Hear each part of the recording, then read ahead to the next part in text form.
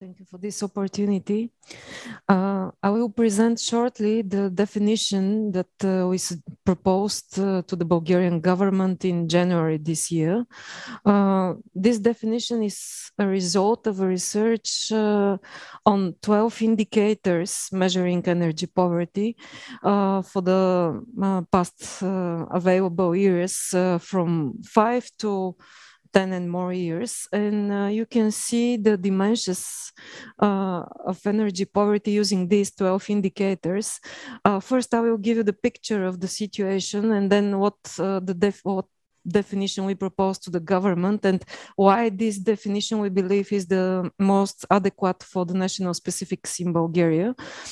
So if you have a look at this graph, you can see that there are many different dimensions of the poverty using different indicators. And if we have some indicators that suggest that it's about 10 or 15%, there are also indicators that go up to 60, 70% of the population. And it is very important to look into details and see which is the most adequate for the situation in the country. So definitely in our research, we concluded that the subjective approach on the left side, you can see the three indicators on the left side, is not suitable for Bulgaria. And this is actually the subjective approach that is used in almost all European countries and is one of the most used indicators. It talks about share of population unable to keep home adequately warm and with burdens paying utility services, etc. This indicator shows a constant decrease in energy poverty in Bulgaria, which is not the case using the other indicators. And we made some correlations with other macroeconomic indicators like income of households, expenditure of energy, and we concluded that this is definitely not reflecting the trends in the national other macroeconomic indicators. So in the middle, we have the objective approach with mortality percentage of, it's actually this is the mortality per 10,000 persons in Bulgaria from respiratory diseases, and it's definitely increasing. But of course, we cannot use this indicator because there are many factors in it, especially in the years after 2020, when we had the pandemics. It's not an indicator that can be used solely for energy poverty. So our suggestion is first to use the expenditure-based approach. In our study, we investigated 8 indicators, and we decided that the disposable income after energy cost is the most suitable one. So with this indicator, we had trends that could reflect well the changes, the dynamics in the amounts of the purchases of households for basic energy goods. Here we can see that there is increasing trend in 2016 and 2017 of wood and electricity, and decreasing in the gas, which reflects if we go back that we have some increase in the energy poverty, specifically in 2017. And also we also investigated the energy consumption of households by income groups. The population was divided into 10 income groups, and we noticed that actually in the years in the middle of 2016 and 2017, there was a higher usage of wood, if you can see, in the lower income groups, not just the lowest one, but also the medium income groups. So all these trends were reflected well by the indicator we suggested to the government. And also, of course, all this data reflected the trends that we heard today in the other presentation, that household change the heating type as a instrument. This is a way to cope with energy poverty, especially in years when we have lower income growth and much higher increase in the energy needs, not just electricity and wood prices, but also the need of the amount of energy. When we have lower temperature in the winter season, and the quantity needs is also increasing.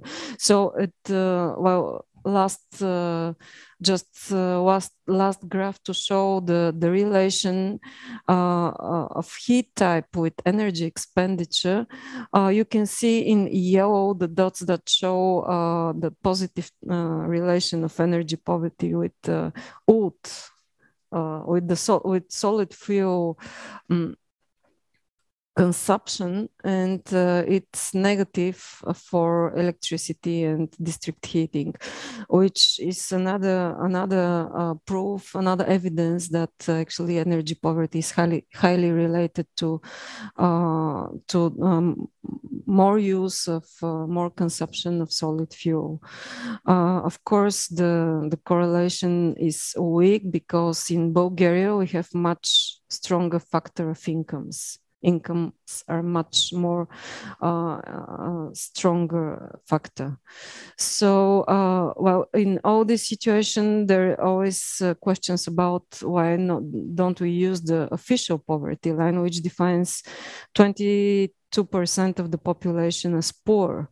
And there are many reasons about this. I will just say some of them, but we believe that it is very important to have a specific energy poverty line, which because the official line right now is not able to reflect the changes in the price increases in the energy sources. It's also because it's only a relative approach to poverty. And we suggest an approach that includes also an absolute component that can be measured and is not dependent. It is very important for countries in the CE region because we have big inequalities, like the disparities between lower income groups and high income groups are very big. And official poverty line is now becoming really inefficient. Like for this year in Bulgaria, we have a poverty line of €200 per month. And now with the rising prices of more than 40%, it's not able to reflect what is happening to the more than 40% of the population.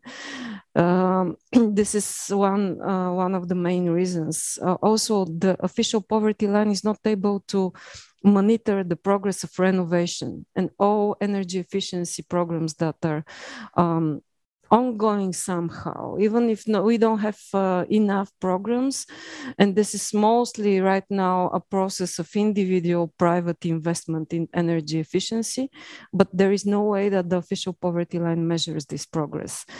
And of course, there are many subjective factors in households that cannot be measured, like the high percentage of households with credits, increasing credits, and the different strategies they're used to cope with energy poverty.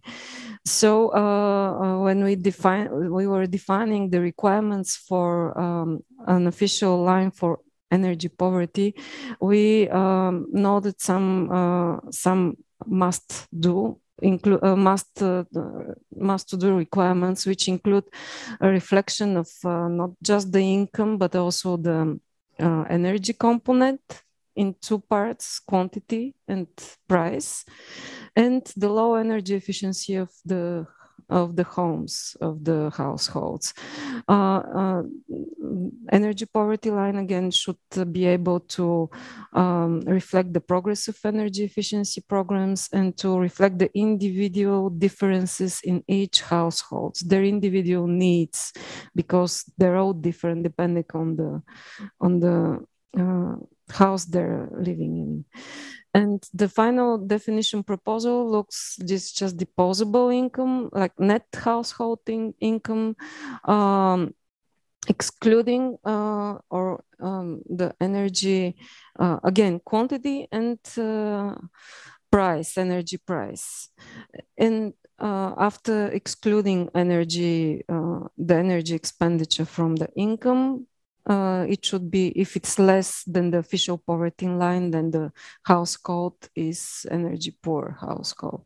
And I will show you some examples, but first it was a big question of how to measure the normative energy needs or the standard needs that each household needs, because when we have energy audits, we have a very complex and extensive methodology, and it's a process that needs a certain time and cost to be done and cannot be done to the whole population.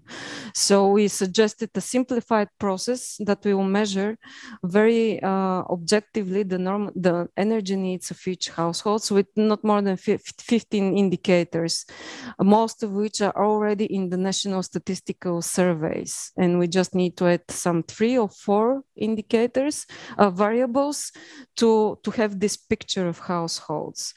And if we have a look, this table can show you how the energy needs standard changes depending on the on if the family lives in an apartment or in a house, and in apartment with brick walls or panel. And if we divide it actually in 4 components: heating, energy for heating, energy for hot water, for cooling, and for electrical appliances. And then we apply the specific household price for each component of these 4 components. And at the end, you can see in the yellow row, this is the final income criteria that comes differently for each household depending on their characteristics. And here is this example is for one person living in a multifamily building, 60 square meter apartment in Sofia. And you can see that the total needs it will have varies from 7,000 kilowatt hours per year to 3,600 per year, depending on the energy efficiency measures it has. And then for a family with 2 kids, it's much more. It rises up to 10,000 kilowatt years per year, or 6,000 because they have higher needs for hot water. We apply this the number of family members as an index for measuring hot water needs. And again, it's really important to note that energy poverty definition is needed to define people that cannot afford investment costs for renovation or for energy efficiency measures. If we can apply the poverty line for running costs, and we can, right now the government is providing heating allowance, supplying the poverty line. Actually, this is some of the reforms to be introduced this year, but it's expected to be 30% of the official poverty line. Then we believe that investment cost is also unaffordable for a much higher share of the population. If 30% of the poverty line is some 7 to 10% of the population, we believe that about 40% of the population cannot afford, and this is a very objective way to define which are these households that cannot afford investment cost and need special government support to invest in energy efficiency. So this is the income criteria. Of course, there are other criteria that need to be applied, like assessment of other houses, apartments, property, etc. Climate index for each area. Of course, prices needs to be applied for the upcoming season and not for the past 1 or 2 years as it is right now. And at the end, to summarize, energy poverty line has much more functions to reflect the specific energy situation needs for each households. It's an individual line. In fact, it's an individual income criteria which can measure the progress of energy efficiency programs, and it could be a signal for price increases, which is very important when we have this price hikes of energy sources, and also the upcoming increases related to ETS2 and other changes in the policies. So thank you. I hope that this is something that can be discussed on a much higher level. Thank you.